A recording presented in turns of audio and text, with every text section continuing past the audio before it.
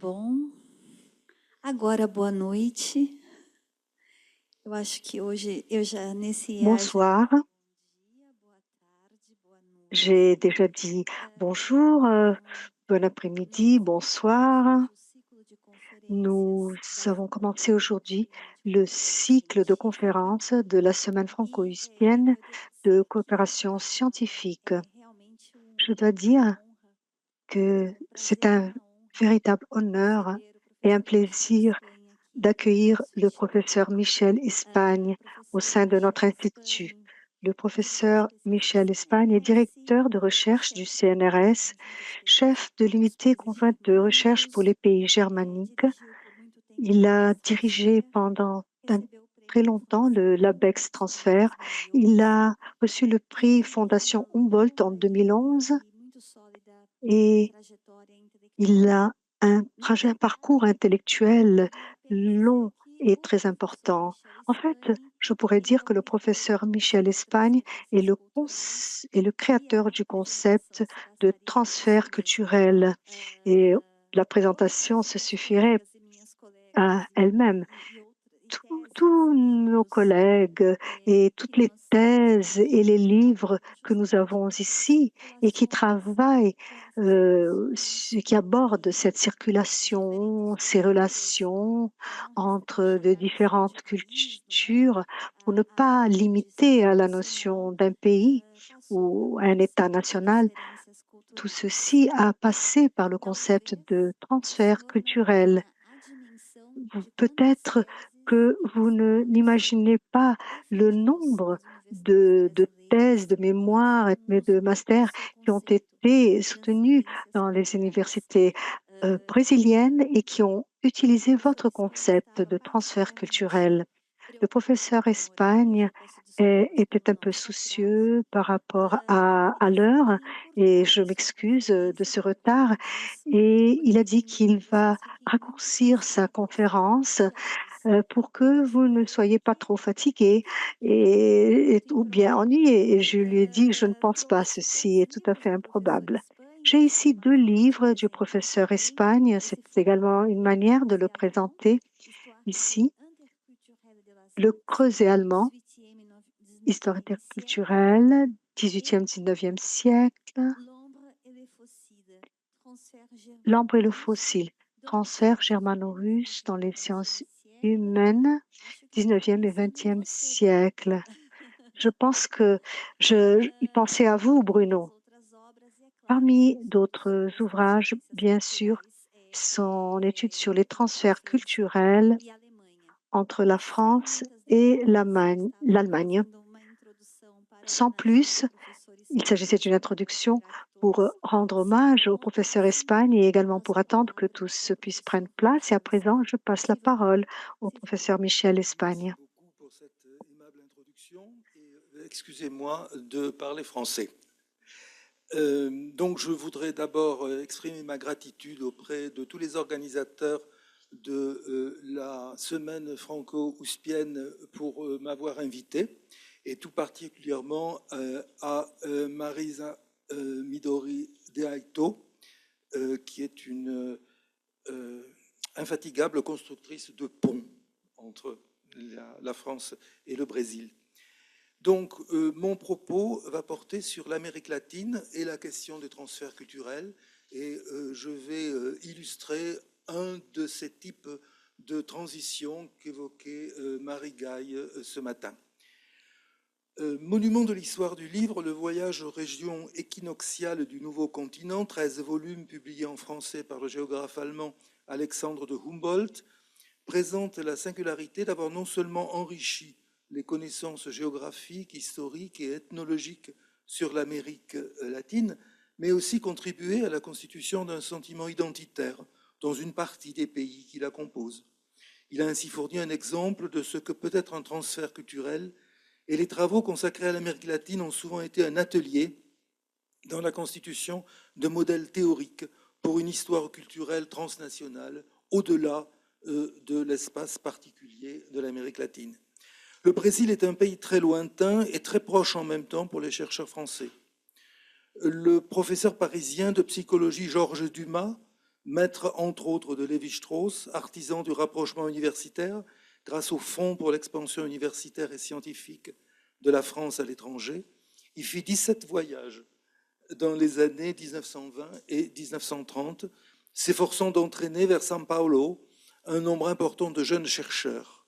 Leur séjour, souvent prolongé au Brésil, leur exploration de la ville de São Paulo, comme des ethnies amazoniennes, à une époque où ils n'avaient pas encore complètement défini leur champ de recherche, ni leur méthode, mais y travailler, constitue un moment de l'histoire des sciences humaines, tant en France qu'au Brésil, et une invitation à réfléchir aux multiples facettes de la recherche sur l'imbrication des cultures. Mon premier point, donc, sera une tentative de clarifier ce qu'on entend par la recherche sur les transferts culturels. La recherche sur les transferts culturels a débuté dans l'espace franco-allemand au milieu des années 1980, à propos de l'œuvre de Heinrich Heine, écrivain allemand installé à Paris et décrivant la vie intellectuelle et politique de la France des années 1830 et 1840. Heine invitait les lecteurs allemands à reprendre le modèle social parisien, mais présentait aussi au public français la littérature romantique allemande et surtout la philosophie allemande, ce pendant allemand de la Révolution française. Il était une sorte d'écrivain franco-allemand, mais bien plus largement, on peut observer que la culture française du XIXe siècle correspond dans bien des cas à une réécriture de la civilisation allemande de la même époque et que cette relation est réversible.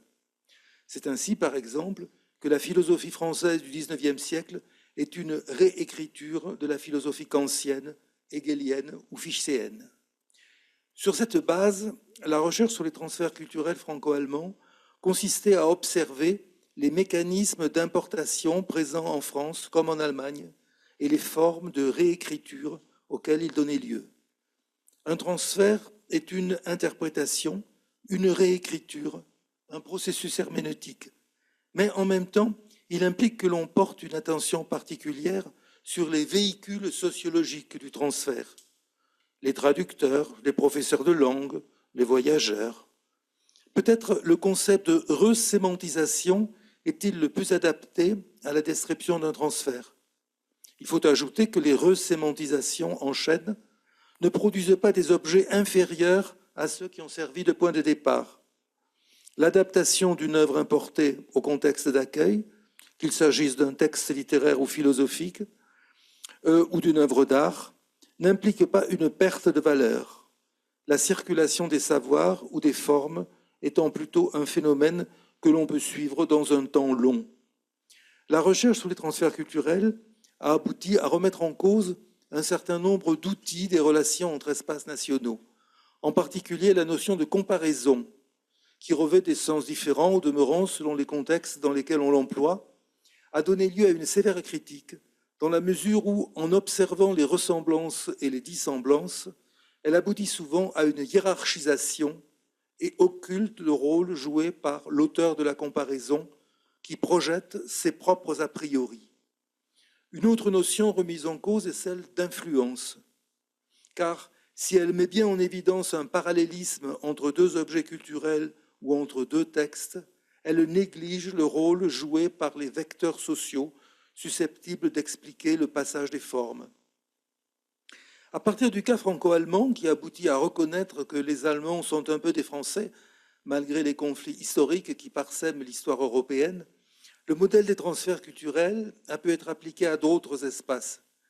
Il est difficile d'ignorer que la France du XVIIe siècle a puisé nombre d'impulsions dans la littérature espagnole ou que les grandes figures de la philosophie espagnole, Ortega y Gasset ou Unamuno, ont été profondément marquées par la philosophie allemande, notamment par ce singulier avatar espagnol de la philosophie de Schelling qu'est le krausismo.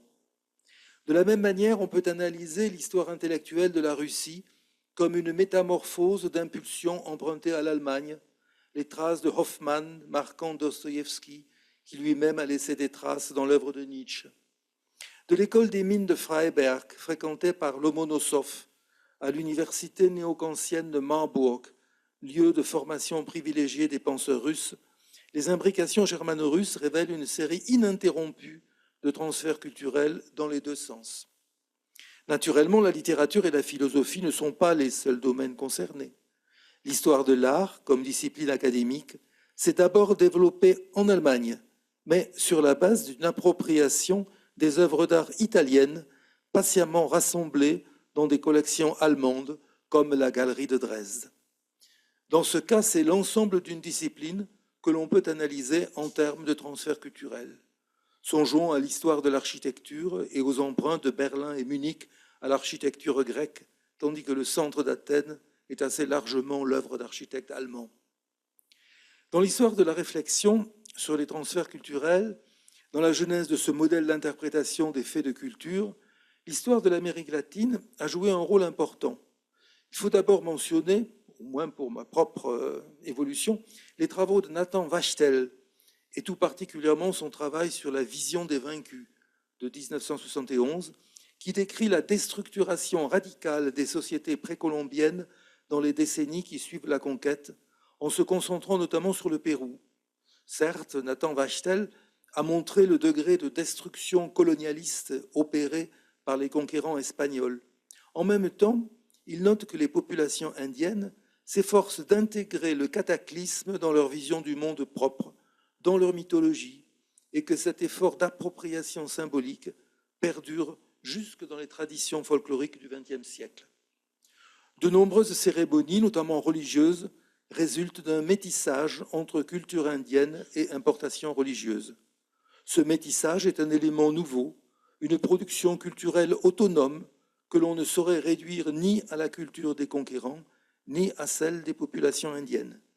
Au demeurant, il est clair que si l'Espagne résulte elle aussi de métissages successifs depuis l'Antiquité, métissage dont l'Andalousie serait le modèle, les cultures indiennes ont connu elles-mêmes des croisements entre elles. La circulation des formes est d'une dynamique ininterrompue. Nathan Wachtel a poursuivi son enquête en développant le modèle de l'histoire régressive dans son livre de 1990, Le retour des ancêtres, les Indiens Urus de Bolivie du XXe au XVIe siècle, histoire régressive. Il s'agit, à partir de formes culturelles du plein XXe siècle, et notamment du découpage des terrains agricoles, de remonter jusqu'à la période de la colonisation, de la rencontre avec des cultures autres qui ont remis en cause la tradition et recréé des formes nouvelles. Dans un livre de 2019 consacré au paradis du Nouveau Monde, Wachtel accorde une place plus importante au Brésil et s'arrête surtout à l'idée des tribus perdues d'Israël qui permettaient de rattacher les ethnies du Nouveau Monde à l'histoire de l'Europe. Il s'est aussi attaché dans plusieurs ouvrages à étudier les traces de la population marane, jusque dans des régions isolées du Sertão.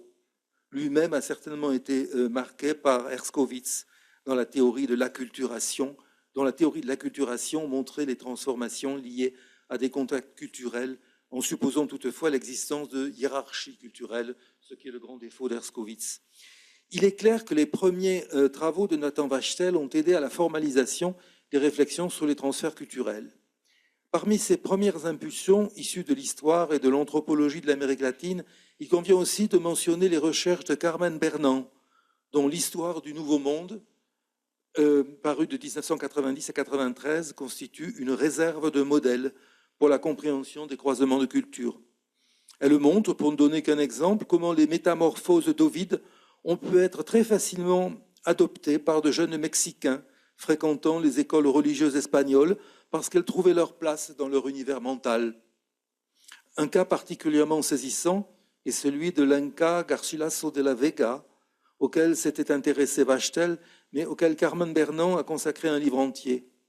On a effectivement affaire à un Inca qui, soucieux de décrire sa culture et de la faire comprendre à un lectorat européen, a recours aux œuvres du néoplatonicien et kabbaliste Léon l'Hébreu pour rédiger ses Comentarios Reales de los Incas. On a affaire à un Indien qui utilise des clés interprétatives européennes pour présenter pour la première fois l'histoire de sa culture d'origine. Ici encore, il s'agit d'une forme de croisement des traditions culturelles qui vise notamment l'imaginaire. Cette enquête sur les imaginaires a notamment marqué les travaux d'un co-auteur avec Carmen Bernand de l'histoire du Nouveau Monde. Serge Gruzinski s'attache à suivre pas à pas la colonisation des imaginaires tout en montrant les résistances des cultures amérindiennes. Je le cite, « L'usage conjoint de 2 codes iconographiques ou cartographiques chez les peintres indigènes de la seconde moitié du XVIe siècle n'est qu'un aspect d'une prodigieuse capacité d'assimilation et d'adaptation. » Il est clair que ces recherches des sud-américanistes ont beaucoup apporté à une recherche sur les transferts culturels qui, partant du domaine germanique, s'est efforcé de multiplier les terrains d'application. Ajoutons toutefois que si les questions de resémantisation et de sociologie des véhicules, de circulation des savoirs sont omniprésentes, il ne saurait y avoir de globalisation d'un schéma d'analyse qui s'enrichit à chaque contexte d'application d'éléments factuels, bien sûr, mais aussi d'éléments systémiques nouveaux. Il y a au Brésil même des tentatives de réfléchir au transfert culturel de façon globale et pas seulement brésilienne. À titre d'exemple, sans doute parmi bien d'autres, je citerai volontiers le numéro en ligne de la revue Jangada, paru en 2021 et auquel il m'a été donné de participer. Ce volume était dirigé par Dirceu Magri. Marisa de Recto y étudiait les échos rencontrés au Brésil par la révolution de 1848 et elle s'attachait notamment à analyser les réactions brésiliennes aux prises de position antidémocratiques de François Guizot.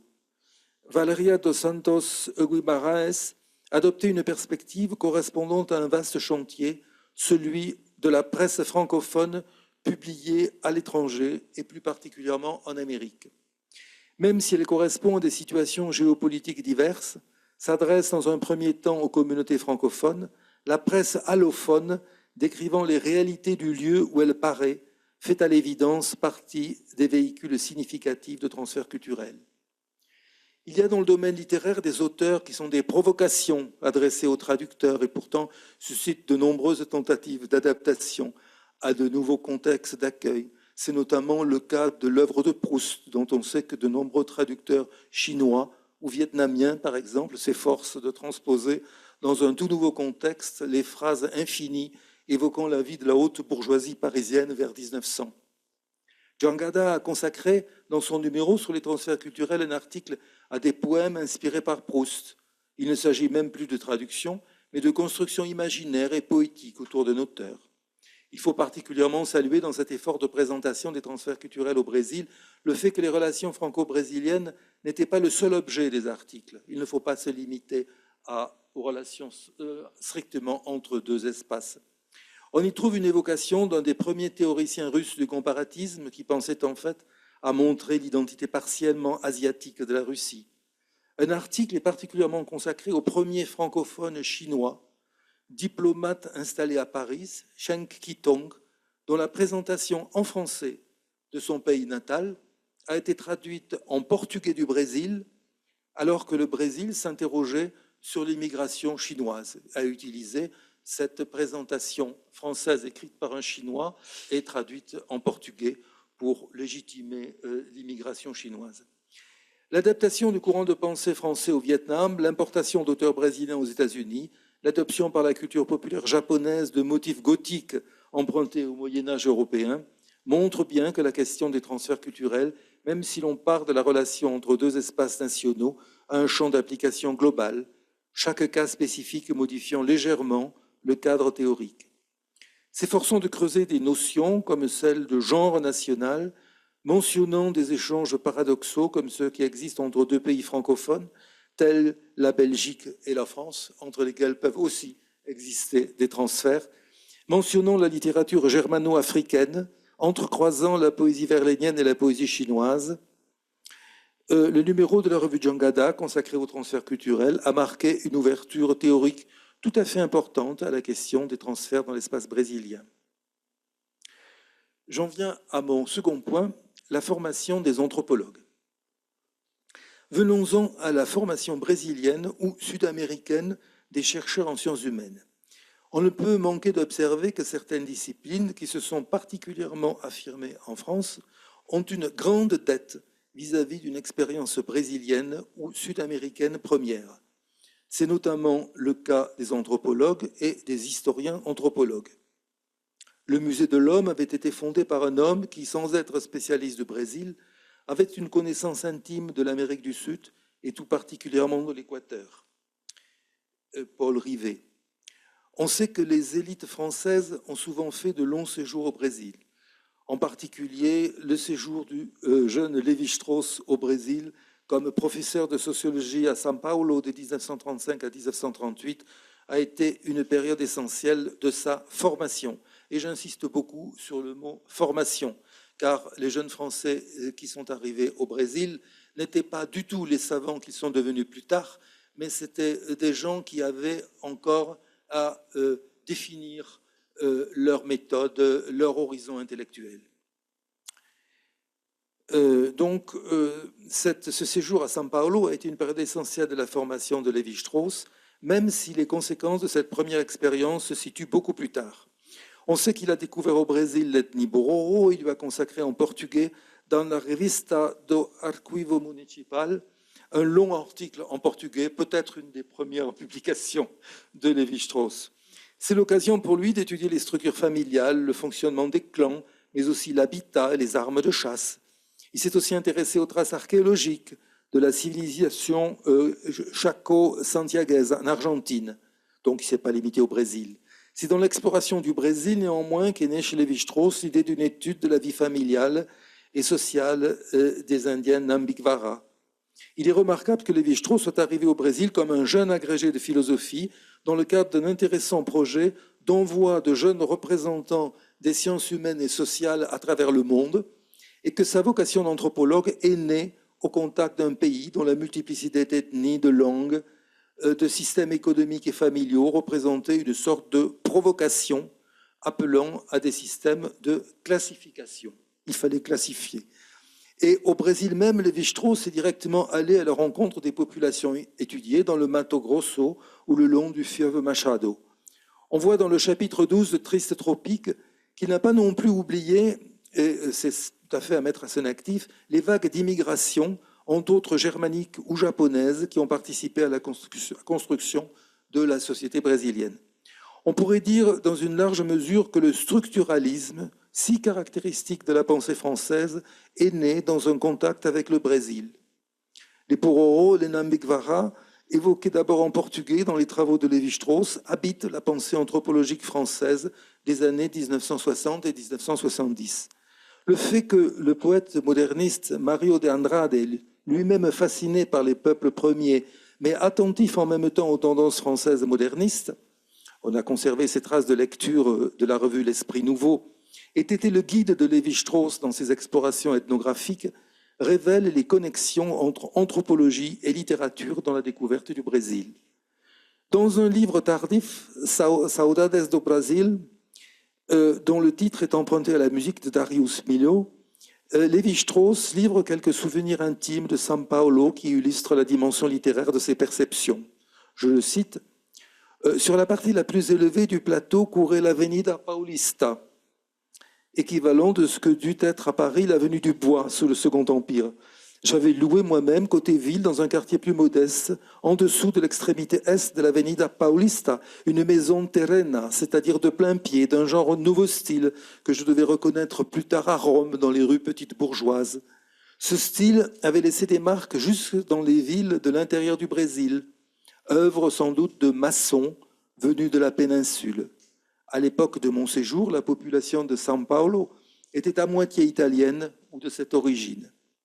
6 Rua Cincinnato Braga, ma maison faisait partie d'un ancien lotissement de 12, toutes pareilles, sauf qu'elles étaient mitoyennes 2 par 2 avec des plans symétriques. On entrait par une grille, flanquée chez moi d'un gros pied de jasmin qui se prolongeait par derrière. Le mien s'ornait de 2 ou 3 palmiers, d'un carambolier, d'un premier néflier. J'y ajoutais un bananier et j'y faisais prendre l'air à un perroquet et à mon singe capucin, rapporté de mes premiers voyages dans l'intérieur. » Fin de la citation. Comme Lévi-Strauss, Fernand Braudel a une dette vis-à-vis du Brésil où il a séjourné, lui, de 1935 à 1937, puis 7 mois en 1947. Braudel a profité de ce séjour pour assembler toute une bibliothèque sur l'Amérique latine, rédiger des comptes rendus de certains ouvrages et publié une étude sur le sociologue brésilien Gilberto Freire. On peut rappeler un enseignement régulier de Braudel sur l'histoire contemporaine de l'Amérique latine entre 1946 et 1949, et surtout un numéro spécial de la revue Les Annales consacré à l'Amérique latine en 1948. L'historien de la Méditerranée se concevait aussi comme un historien de l'Amérique latine. Il a participé à la formation d'historiens brésiliens, a tenté de fonder une revue, a surtout découvert dans le contexte brésilien une dilatation de l'espace, la coexistence de plusieurs siècles dans un même présent, la nécessité de percevoir le monde méditerranéen de l'extérieur. C'est sans doute au Brésil, en lien avec les géographes Pierre Mondec, dont il a été question ce matin, ou Pierre Desfontaines, que l'attention de Braudel a été attirée par le lien entre fondements géographiques et processus de civilisation. Braudel déclarait ainsi en 1983, je cite, « Le Brésil m'a transformé intellectuellement. J'en suis revenu différent. Là-bas, j'ai dû prendre de la distance avec ce que je savais, avec ce que j'avais vécu. Si je suis devenu moins banal, ce fut grâce à São Paulo. » Fin de citation. Un lien qu'il suggère lui-même entre la découverte du Brésil et la construction de la Méditerranée. Sur le bateau qui le ramenait du Brésil, Braudel rencontra Lucien Febvre, qui l'invita à ne pas oublier le Brésil. Là encore, le Brésil correspond à une période de formation, pas du tout à une période où il aurait diffusé son savoir. L'anthropologue Maurice Godelier, auteur d'un ouvrage bien connu sur l'énigme du don, devait également partir pour des enquêtes en Amérique latine sous la direction d'Alfred Métro, lui aussi un anthropologue sud-américaniste, si la mort de son directeur de recherche ne l'avait détourné vers des recherches en Nouvelle-Guinée. Mais il fut l'élève de Braudel, de Lévi-Strauss et de Métro, et de même qu'il faut rechercher ce que la Méditerranée de Braudel doit à l'exploration du Brésil, de même on sent, à lire ses réflexions sur les conditions de production dans l'Empire Inca, que l'arrière-plan latino-américain reste très présent chez Godelier, et en tout cas, les transferts entre l'Amérique latine et la France dans l'histoire de l'anthropologie française constituent un cas évident de transfert culturel. Même si le nom d'Alfred Métro est plutôt lié à l'Argentine, où il a dirigé l'Institut d'ethnologie de l'Université de Tucumán de 1928 à 1934, ses livres décrivent aussi les populations amérindiennes du Brésil, abordées de préférence à partir de textes produits par des Européens à l'époque de la conquête ou peu après, les Tupinamba et le Tupi-Guarani. Cette tradition se poursuit de façon encore plus évidente dans les travaux de Philippe d'Escola, spécialiste des Jivaro Achuar à la frontière de l'Amazonie équatorienne. Si Philippe d'Escola a publié plusieurs ouvrages sur les Jivaro, c'est surtout son ouvrage de 2005 Par de la nature et culture qui lui a assuré une notoriété parmi les anthropologues. Inspiré tant par les Jivaro que d'autres ethnies amazoniennes, l'ouvrage de Descola établit l'idée d'une continuité entre la nature et la culture, d'une intériorité tout aussi légitime des animaux et des plantes par rapport aux formes culturelles. Je le cite, « Les convictions intimes qu'un anthropologue se forge au sujet de la nature, de la vie sociale et de la condition humaine résultent souvent d'une expertise ethnographique très particularisée acquise auprès de quelques milliers d'individus qui ont su instiller en lui des doutes si profonds quant à ce qu'il tenait auparavant comme allant de soi, que toute son énergie se déploie ensuite à les mettre en forme dans une enquête systématique. C'est encore au Brésil que Descola a appris à douter. Contrairement au naturalisme, l'animisme, selon lui, pratiqué par les ethnies amazoniennes, reconnaît une égale dignité au non-humain. De l'animisme au naturalisme, en passant par le totémisme et l'analogisme, Descola distingue plusieurs ontologies. Il a puisé ses informations dans les traditions des Jivaro, mais aussi chez les Bororo brésiliens, auxquels s'était également intéressé son directeur de thèse, Lévi-Strauss. La remise en cause du grand partage entre nature et culture, fondée sur des études de terrain en Amazonie, conforte évidemment des tendances culturelles contemporaines en Europe. Or, cette remise en cause prend ses racines dans une observation rigoureuse des ethnies amazoniennes qui, une fois encore, apparaissent comme fondatrices d'un savoir anthropologique dont les terrains d'application pourront par la suite être largement européen.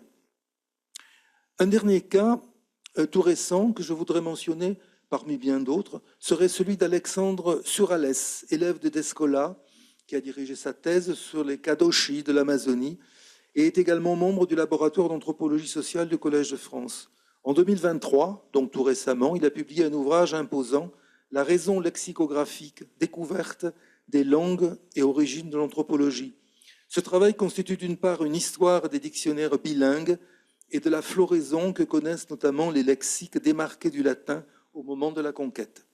Un rapport d'analogie entre la structure des réels et celle de la société, du locuteur et de la langue, est progressivement postulé par les lexicographes au service des entreprises de conversion. Le mot finit par s'autonomiser par rapport à la chose qu'il désigne. Si la tentative d'auteurs comme le grammairien espagnol du XVe siècle Antonio de Nebrija de penser les dictionnaires conduit à envisager la philosophie du langage au moment de la Renaissance, la structure grammaticale des langues amérindiennes et surtout la difficulté à traduire certaines notions va complètement bouleverser l'ordre des dictionnaires et ce qu'il implique en matière de philosophie du langage. On ne s'étonnera pas de ce que l'attention de Suralès se porte tout particulièrement sur les mots amérindiens désignant l'âme ou le cœur, remettant ainsi en cause un certain nombre d'invariants de la philosophie occidentale, comme la notion d'humanité, la notion de personne ou encore celle de corps, posent des problèmes particuliers aux traducteurs souhaitant exprimer dans une langue amérindienne les différentes formes de discontinuité entre les mondes spirituels et matériels, une chose qui paraît très difficile à exprimer dans les langues amérindiennes. Renonçons à trouver des correspondances. Un dictionnaire quechua de 1586 vient à proposer tout simplement le néologisme anima pour traduire âme, puisque en quechua, on ne trouvait rien qui pouvait désigner l'âme. Et introduire ainsi une rupture entre le domaine spirituel et physique. L'étude des nombreux lexiques de l'époque de la conquête aboutit à une critique de la philosophie du langage. La recherche sur les peuples indiens d'Amérique latine, et particulièrement du bassin amazonien, est devenue, dans la longue durée, un élément constitutif de l'anthropologie française. J'en viens à mon troisième point, littérature et transfert culturel au Brésil. Il existe un lien souvent observé par les anthropologues entre anthropologie comme discipline et la production de textes littéraires. Clifford Geertz a même fait de cette proximité un fil conducteur dans son approche des faits de culture. On peut dire que ce croisement est particulièrement frappant dans la littérature brésilienne, qui par nombre de ses aspects évoque un transfert culturel des peuples premiers vers l'époque contemporaine dans une production moderniste dont Andrade, l'auteur de Macunaíma, serait un prototype. Le modernisme littéraire brésilien, tel qu'il est incarné par Andrade, ce glissement de la mythologie amérindienne à la prose poétique moderne qui la reprend tout en modifiant sa signification première, équivaut à un passage productif entre deux contextes culturels. La référence à des mythes cosmogoniques, à des légendes indiennes, rapportant les hauts faits de héros, est perceptible dès les premières lignes d'un texte qui se veut l'héritier des cultures autochtones si éloignées de la littérature lusophone. Je cite quelques phrases. « C'est au fin fond de la forêt vierge qu'est naquit Macunaíma, héros de chez nous. Il était noir, renoirci, et fils de la peur qu'inspire la nuit.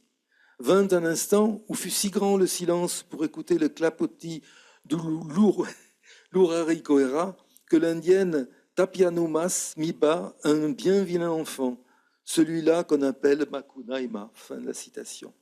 On a pu au demeurant reconnaître aussi dans des œuvres fondamentales du modernisme brésilien comme le Macunaíma de Andrade quelques réminiscences du texte humboldtien sur la nature amazonienne. En restant au Brésil, on pourrait aussi évoquer l'œuvre centrale que fut le Diadorim de Guimarães Rosa, vaste fresque du Sertão qui reprend et transfigure évidemment légendes et faits de langues locaux, mais les fait aussi communiquer avec d'autres espaces littéraires et linguistiques auxquels sa vaste culture permettait à l'auteur d'accéder. La bibliothèque de Guimarães Rosa révèle par exemple la possession de nombreux auteurs allemands, Goethe, Novalis, Chamisso, Meiring, quand il écrivait son roman. Là encore, il s'agit d'un texte qui reprend des archaïsmes, des formes de langue populaire, des mythes profonds et les transforme en une sorte d'épopée moderniste. Les Amérindiens sont moins présents, mais c'est toujours d'une littérarisation d'observations anthropologiques qu'il s'agit. Dans un livre consacré spécialement à Diadorim Grande Sertao, Willy Boll, professeur à l'université de São Paulo et d'origine berlinoise, interprète le roman comme un fil conducteur historico-anthropologique de la compréhension du Brésil et même au-delà comme un mode de pensée. Se référant à Walter Benjamin, Willy Boll voit dans le roman Diadorim une sorte de mémoire originaire du Brésil. Ce comparatiste germano-franco-brésilien, Willy Boll, qui avait été éduqué au lycée français de Berlin avant de s'expatrier à São Paulo, artisan d'une édition portugaise particulièrement originale, même par rapport à l'édition allemande, du livre sur les passages de Walter Benjamin, a donné dans son livre Physiognomique der modernen Métropole, Physionomie de la métropole moderne de 1994, une nouvelle dimension à l'œuvre de Benjamin. Il part de l'analyse de la grande ville chez Walter Benjamin. La ville est pour lui un montage de production graphique. Dans ses errances à travers le fourmillement des signes graphiques, l'habitant des grandes villes est confronté à des textes triviaux, archaïques, qui justifient le rapprochement de la ville et de la culture du Sertão, propre au projet de Guimarães Rosa. Le choc de l'analphabétisme et de la prolifération graphique ne serait-il pas l'image dialectique, un terme de la philosophie de Walter Benjamin, de l'histoire culturelle brésilienne, où sont structurellement confrontés l'histoire de la civilisation et l'ethnologie? La métropole s'analyse à partir de sa périphérie, qu'il s'agisse du flâneur ou de la référence brésilienne. Willy Boll ne procède pas seulement à une analyse extrêmement précise et convaincante de tout l'éventail des instruments intellectuels que Benjamin livre aux historiens des métropoles. Il s'est aussi arraché la réflexion allemande sur l'histoire à une circularité narcissique et, sans insister, comme en filigrane, dégager ses virtualités universalistes, la décentrer, la rendre potentiellement féconde pour l'étude d'autres mondes, en l'occurrence le monde brésilien. Ce modèle herméneutique, Willy Boll l'a encore appliqué à une lecture de textes de Andrade sur le fleuve Amazone à la lumière du traité des couleurs de Goethe. Si la littérature moderniste brésilienne est faite de déplacements, de strates amérindiennes archaïques vers la modernité, elle est aussi une invitation à déplacer des cadres interprétatifs élaborés en Allemagne vers la nature et l'histoire du Brésil. Et si le livre de Walter Benjamin permet, selon Boll, d'aborder la culture brésilienne, il serait sans doute disposé à considérer que l'effet inverse n'est pas moins pertinent. Certes, Alexander von Humboldt avait déjà fait un pas dans cette direction, mais il apparaît à la lecture des travaux interprétatifs de Boll que le modèle est encore fécond. Sans doute faut-il rappeler aussi, comme le fait l'historien du Brésil, Sébastien Roseau, dans sa thèse Letras Patrias, les écrivains et la création d'une culture nationale au Brésil, que la littérature romantique brésilienne, de façon générale la littérature du XIXe siècle, a été un des outils de construction d'une identité nationale. Or, un acte fondateur a été la publication en 1836 de la revue Niterói, fondée principalement par Domingos José Gonçalves de Magalhães. Elle paraissait à Paris, avait pour devise « Tout pour le Brésil et pour le Brésil », et ses promoteurs étaient aussi des Brésiliens de Paris. Dans le premier numéro, on trouve, à côté d'articles consacrés à l'astronomie et à l'économie, un article programmatique de Magalhães appelant à la rédaction d'une histoire littéraire du Brésil. Si la littérature brésilienne, comme ciment social, voit son importance augmenter au cours du XIXe siècle, les libraires sont bien souvent des Français, comme Baptiste Louis Garnier, qui espérait étendre le réseau de la maison mère sise à Paris, au Palais Royal, vers l'Amérique latine. Avec 3 autres libraires français, il s'était implanté rue de Louvidor à Rio, mais délocalisé l'impression des livres à Paris. C'était une entreprise franco-brésilienne, à l'évidence, cette production de livres. L'histoire du Brésil elle-même outil de création de la nation brésilienne, a été notamment écrite par un germano-brésilien immigré de la seconde génération, Francisco Adolfo de Varnhagen, auteur de l'Historia Geral do Brasil, 1854-1857, pour laquelle Varnhagen était à même de puiser des impulsions méthodologiques dans l'historiographie allemande contemporaine. Mort en 1978 à Vienne, où il représentait le Brésil, Varnhagen n'a jamais rompu le lien avec le monde germanique d'où il était issu, même s'il a écrit la première grande histoire du Brésil en portugais du Brésil. Magalhães, que j'ai déjà évoqué, était en fait à l'origine plutôt philosophe. Et il a marqué le lien de la philosophie brésilienne avec la philosophie parisienne.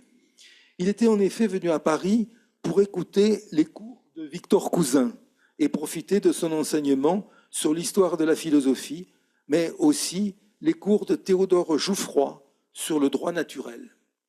Publié d'abord en portugais, puis traduit en français, son ouvrage sur les faits de l'esprit humain, 1859, correspond à une marque d'allégeance de la philosophie brésilienne de l'époque envers l'éclectisme cousinien à la française. Le lien entre la pensée éclectique cousinienne et la politique républicaine explique sans doute aussi l'engouement brésilien pour le positivisme, qui aboutit, sous l'influence du général positiviste Botelho de Magalhães, à adopter un drapeau national conçu par les animateurs de l'apostolat positiviste du Brésil. Ici encore, il convient de se pencher sur le destin singulier de médiateurs ayant étudié en France, comme Miguel Lemos, né en 1854, qui vient à Paris en 1876, rencontre Littré, disciple de Comte, puis des disciples plus orthodoxes de Comte, avant de participer à l'implantation du positivisme au Brésil. Le positivisme a une dimension évidemment sociale, et Lemos va œuvrer en faveur de la disparition de l'esclavage. Mais il conserve la conscience de la littérature et de ses grandes figures comme ciment national, et il fait célébrer par les cercles positivistes parisiens les Lusiades de Camões. Donc, un défenseur du positivisme au Brésil qui, à Paris, essaie de faire connaître les Lusiades. La question du positivisme, les tensions entre ses variantes plus religieuses ou plus politiques sont une question amplement débattue dans l'histoire intellectuelle brésilienne et il y a de nombreux travaux sur le sujet. Je me contenterai ici de souligner que la philosophie brésilienne repose sur une reformulation et une réinterprétation de la philosophie française à peu près de la même manière que le cousinisme est une appropriation de la pensée allemande contemporaine. J'en viens à mon quatrième point, transfert et histoire de la philosophie au Brésil et en Argentine. Pour suivre l'acclimatation de la philosophie française et spécialement des avatars du cousinisme en Amérique latine durant le XIXe siècle, un passage s'impose par l'Argentine, dont Patrice Vermeeren a observé les caractéristiques dans de nombreuses publications. En Argentine, c'est encore un cousinien qui vient fonder une philosophie se voulant éclectique. Amédée Jacques, l'élève proche de Cousin, et fondateur d'une revue, La Liberté de penser, est interdit d'enseignement à Paris au début du Second Empire. Né en 1813, il a édité du Leibniz, il a participé au dictionnaire des sciences philosophiques d'Adolphe Frank, mais surtout, il a tenté de réinterpréter la pensée de Cousin dans une direction politique. Amédée Jacques avait noué des liens d'amitié avec le futur président argentin Sarmiento lors du séjour parisien de celui-ci dans les années 1840. Interdit d'enseignement en France, il s'exile d'abord à Montevideo, puis en Argentine, d'abord à Tucumán, puis au Colegio Nacional de Buenos Aires, où il développe un programme d'enseignement encyclopédique fondé sur son expérience d'un éclectisme politique et réalise son rêve d'institution de formation publique.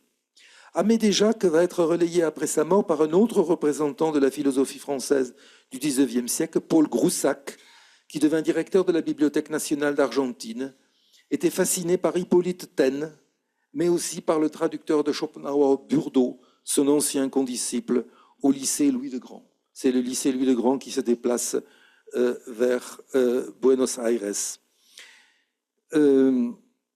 Et plus généralement, il était fasciné par les représentants d'une république des professeurs comme Jules Simon, ces personnalités qui ont forgé l'esprit de la Troisième République en France.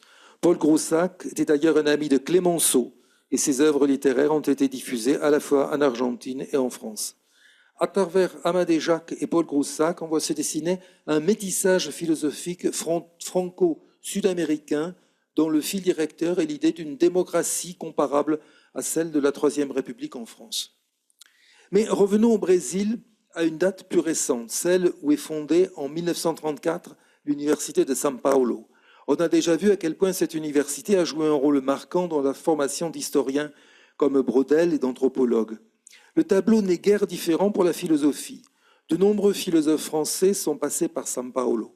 L'un des premiers fut le normalien kantien Jean Maugué, ancien camarade de Lévi-Strauss lors de leur commune scolarité au lycée Louis le Grand. Là encore, un déplacement du lycée Louis le Grand. Dont ce Maugué resta près de 10 ans au Brésil et eut donc le loisir de former des générations de jeunes philosophes. Il faut aussi rappeler la présence de 1948 à 1950 de Martial Guéroux, peu avant la publication de son grand livre « Descartes selon l'ordre des raisons », qui marqua profondément non seulement la philosophie française, mais aussi les philosophes brésiliens. Là encore, le séjour de Martial Guéroux au Brésil correspond à une période de formation d'un jeune homme. Il est difficile de dire exactement ce que l'acharnement caractéristique de l'œuvre de Guéroux à dégager la cohérence systémique des grands textes philosophiques doit à son passage par l'université de São Paulo. Peut-être faut-il mentionner le sens des structures qu'il partageait avec les anthropologues de l'université. L'histoire de la philosophie devait être pour lui, comme pour ses nombreux disciples français, une forme de logique mathématique, un système. Mais sa présence a à tout le moins favorisé le passage de son œuvre dans l'espace brésilien. Le structuralisme logique dans l'appréhension des textes philosophiques caractérisait également les travaux de Victor Goldschmidt, philosophe marxiste particulièrement intéressé par les dialogues de Platon, mais marqué par Guéroux. Victor Goldschmidt, rejetant les approches génériques, était aussi fasciné par la recherche de leur unité doctrinale, de leur cohérence systémique. Son texte de 1953, tant historique et tant logique dans l'interprétation des systèmes philosophiques, rencontra beaucoup d'intérêt de la part des jeunes philosophes brésiliens, comme José Arthur Gianotti, Marinella Chaui, Paulo Arantes, parmi d'autres. Gilles Gaston Granger, qui enseigna à São Paulo de 1947 à 1953, avant de devenir un des principaux épistémologues français du XXe siècle, fut lui aussi attaché à décrire les homologies formelles. Claude Lefort, professeur à São Paulo en 1953-54, rappelle plutôt quant à lui la dimension politique de la philosophie française, revue en contexte latino-américain. Sans insister sur les 5 visites faites par Michel Foucault au Brésil, on ne peut manquer de rappeler le séjour de 48 à 53 de Roger Bastide, à la fois littéraire, philosophe et ethnologue, ami de Andrade, qui s'efforça d'une part de présenter la diversité du Brésil, mais aussi et surtout d'éclairer les relations afro-brésiliennes. Poète et Dieu, études afro-brésiliennes, un volume paru en 2002. L'observation de l'axe entre São Paulo et Paris invite naturellement à s'interroger sur les transformations liées dans un sens comme dans l'autre aux recontextualisations qui accompagnent nécessairement un transfert culturel. Mais ce travail devrait naturellement être engagé pour chacun des protagonistes de l'échange. On remarquera à tout le moins une constante qui, moi, me frappe beaucoup, celle de la politisation du discours philosophique et, du côté français, celle d'un goût particulier pour les cohérences systémiques et les structures, comme si on avait découvert la structure au cours du séjour au Brésil. Les philosophes ont aussi souvent été entraînés vers l'anthropologie. J'en viens à mon 5e et dernier point, les contours d'un programme. Le programme tel que je le vois se dessiner ici. Les points de rencontre entre l'histoire intellectuelle française et celle de l'Amérique latine, spécialement du Brésil, sont suffisamment nombreux pour constituer un objet de recherche autonome dans la longue durée. L'intérêt de l'entreprise serait non seulement d'éclairer l'histoire du Brésil et l'histoire de France, mais plus largement d'élargir la compréhension de ce qu'est un transfert culturel. Au-delà des relations franco-allemandes, ce type de recherche a déjà été pratiqué dans des espaces extra-européens. En Turquie, par exemple, où le port de Smyrne, Izmir, permet de reconnaître des phénomènes d'appropriation et de transformation d'importation culturelle depuis l'époque où la Grèce archaïque s'inspire de modèles architecturaux de la Perse jusqu'au XXe siècle où se croisent les communautés grecques, arméniennes et turques et où les investigations archéologiques locales sont conduites par des archéologues turcs formés dans les grandes universités allemandes. Les agronomes turcs étudiant à Grignon dans le dernier tiers du XIXe siècle ont transformé la vision turque de l'agriculture et de l'environnement naturel en important leur savoir dans le contexte d'accueil. Les transferts culturels peuvent être observés dans des espaces coloniaux, comme ce fut le cas au Vietnam. Non seulement l'adoption de l'écriture alphabétique latine dans la langue vietnamienne, provoquée par l'Église et la puissance coloniale, va aboutir à la constitution de la langue nationale, mais la littérature française et tout particulièrement la philosophie du XVIIIe siècle vont être adaptées et retournées contre la puissance coloniale dans la dynamique de construction d'une nation vietnamienne. La Chine aussi a donné lieu à des investigations ponctuelles en termes de transfert culturel. Si le bouddhisme chinois n'est pas le bouddhisme indien, il repose néanmoins sur l'adoption, la traduction et la modification de sutras rapportés de l'Inde, tandis que les bouddhas du Gandhara, repris dans la sculpture des bouddhas chinois, sont inspirés par la statuaire grecque. Les jésuites installés en Chine, à la suite de Ricci, sont des traducteurs et adaptateurs, notamment de la philosophie grecque. Par exemple, ils ont traduit Euclide vers le chinois.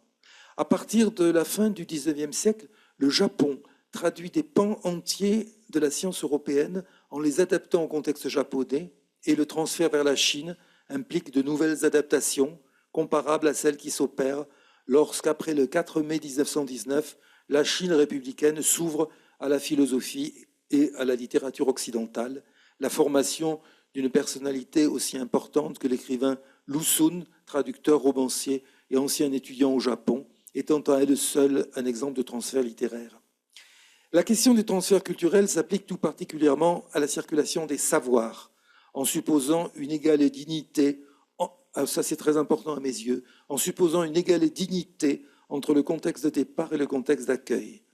Pour que la question de la circulation des savoirs n'aboutisse pas à un diffusionnisme réducteur, il faut au demeurant renoncer à la notion de centre et de périphérie, ou considérer que le centre est partout. La question revêt une importance particulière dès qu'on s'intéresse à des pays qui ont été des colonies, donc le résultat d'une conquête, comme c'est le cas de l'Amérique latine. Contrairement au schéma diffusionniste, le modèle des transferts n'oppose pas la métropole au territoire périphérique. Les considérer comme des centres signifie notamment qu'on s'intéresse au phénomène des transferts en retour. Il arrive fréquemment que l'objet transformé par le passage d'un contexte à un autre retourne dans le contexte d'origine avec des strates sémantiques supplémentaires. On sait par exemple que la réception de Nietzsche en France, une forme de sauvetage après la compromission de la pensée nietzschéenne dans la Seconde Guerre mondiale, contribue à la formation de positions philosophiques comme celle de Michel Foucault, qui ont elles-mêmes été réimportées en Allemagne et adaptées au nouveau contexte. Cette question de la réimportation mériterait d'être tout particulièrement abordée dans un cas comme celui du Brésil. La production scientifique de jeunes chercheurs français, elle-même liée au contexte brésilien, a pu connaître une réimportation au Brésil, tandis que les représentants des sciences humaines brésiliennes, formés grâce à la présence d'enseignants français, ont eu une postérité française ou européenne. Outre la question des retours de transfert dans la circulation des savoirs, le phénomène des croisements de savoirs mérite aussi une attention particulière. Ainsi, il est clair que la présence à São Paulo de jeunes philosophes, d'anthropologues et d'historiens a favorisé une sorte de transdisciplinarité dont Lévi-Strauss, Martial Guéroult et Fernand Braudel pourraient fournir un exemple à explorer dans tous ses détails. Non seulement ils ont appris du contexte brésilien, mais les fils directeurs théoriques de leur recherche, un goût prononcé pour les structures, une attention portée à la vie économique, par exemple, ont pu se croiser dans la production de leur œuvre. L'étude des transferts culturels au Brésil, qu'il conviendrait vraisemblablement d'élargir à d'autres pays d'Amérique latine, même si São Paulo peut en constituer le cadre d'analyse, s'analyse en questions traditionnelles que seule une équipe pourrait aborder de façon vraiment adéquate. L'histoire des voyages, des déplacements individuels ou collectifs vers le Brésil ou du Brésil vers l'Europe sont un chapitre aussi bien des circulations démographiques que de l'histoire des sciences qu'il conviendrait de traiter en cherchant à déterminer ce qui a pu être transporté durant ces mouvements de population et les transformations apportées au contexte d'accueil. J'ai l'impression que le projet avec l'encyclopédie en cours connaît déjà une large réalisation. Les voyageurs ne sont pas toujours, mais sont souvent des médiateurs qui assurent la base.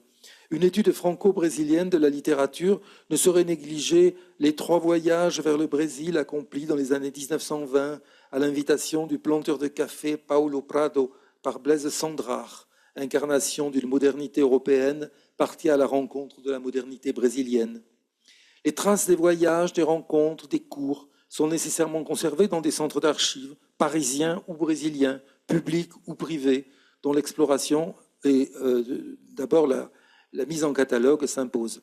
Parmi les archives, il y a celles des maisons d'édition, mais aussi le recensement des collections françaises existant au Brésil ou brésiliennes à Paris. Parmi les livres, une place particulière revient aux traductions d'œuvres philosophiques ou littéraires, l'étude de ces passages impliquant aussi un éclairage biographique sur les traducteurs eux-mêmes, ces grands oubliés, et les motivations de leur travail. Au-delà des livres, on ne négligera pas la collection d'objets circulant d'un continent à l'autre, qu'il s'agisse de traces des cultures amérindiennes rassemblées dans des musées parisiens ou d'œuvres européennes présentes dans des musées brésiliens. L'ensemble des circulations d'artefacts, de livres, d'enseignants, de voyageurs mérite d'être spécifiquement envisagé du point de vue des réinterprétations auxquelles elles donnent lieu, ces resémantisations étant considérées comme des enrichissements successifs.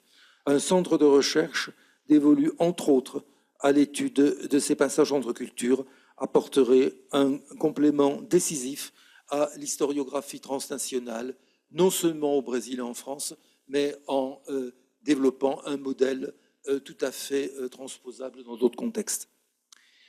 J'en viens à ma conclusion. L'Amérique latine et en particulier le Brésil ont une histoire qui résulte largement de la circulation des représentations et de biens culturels entre les cultures.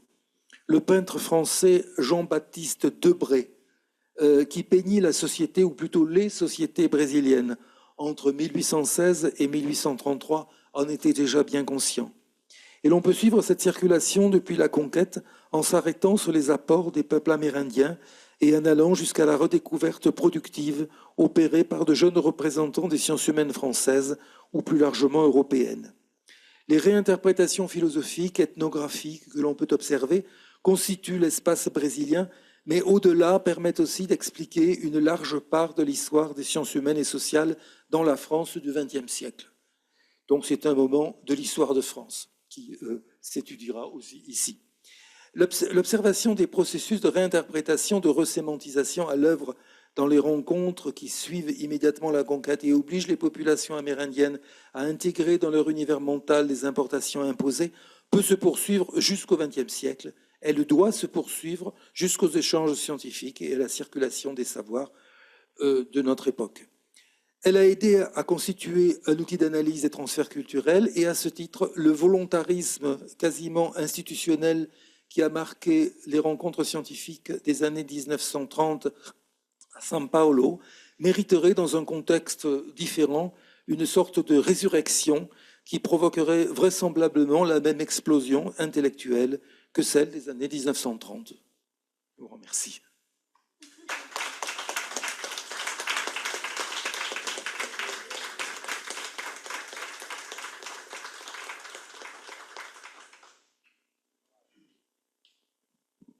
Eh bien, merci.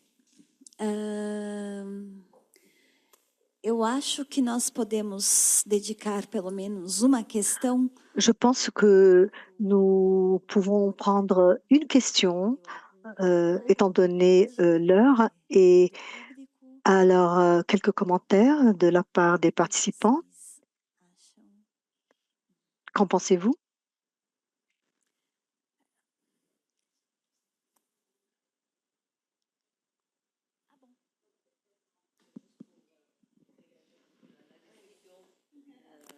Merci beaucoup, c'est très intéressant. Mais je voudrais juste approfondir un peu, vous entendre un peu sur s'il y aurait ou pas une différence entre les transferts des concepts, des théories, de méthodes, même des pratiques intellectuelles, quand il s'agit d'une mission française, par exemple, ou d'un groupe des professeurs étrangers qui se mobilisent, ou bien s'il y a une différence des modalités de transfert quand il n'y a pas ces groupes ou cette mobilité des gens, mais seulement les mobilités des livres par la traduction et la circulation des livres.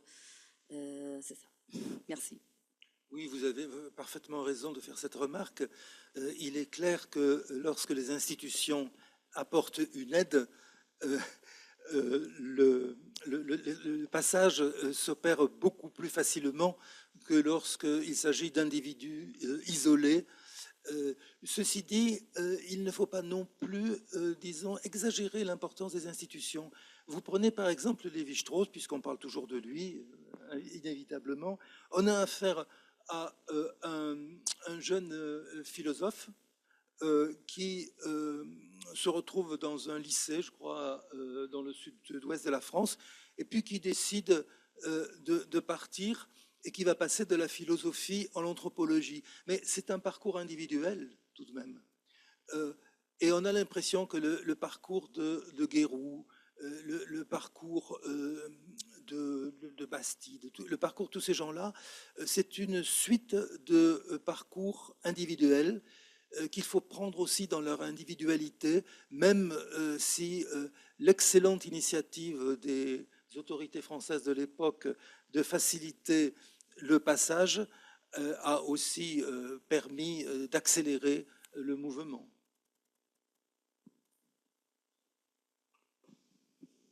Bom, eu sei que poderíamos discutir por muito Bien, tempo. je sais que nous pourrions échanger pendant très longtemps plusieurs situations auxquelles s'appliquent les transferts.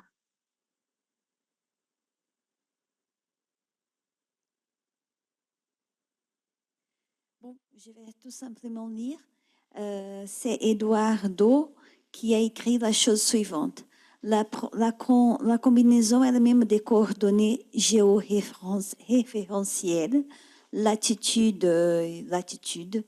peut être combinée comme en tant qu'unique de recherche d'une image dans le BD. Bom, merci. Sobre indexador de imagem, correção. Bah, peut-être c'est pour moi. C'est vous.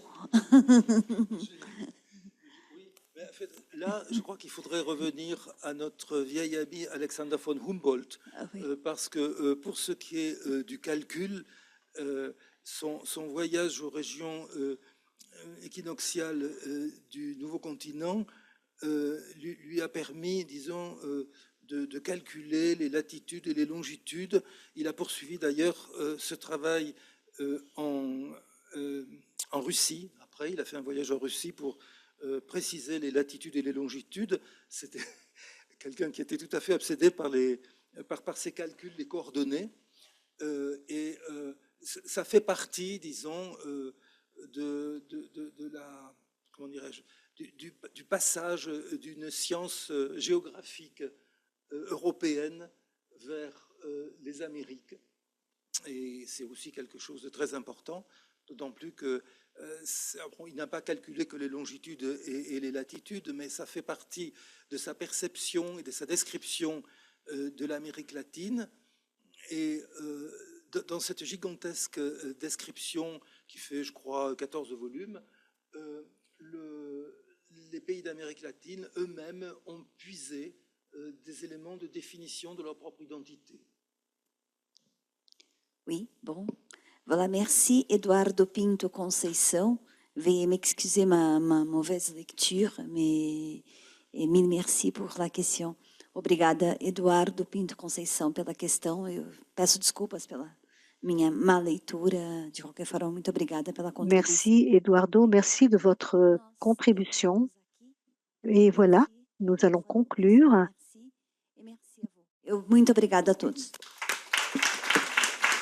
Merci à tous.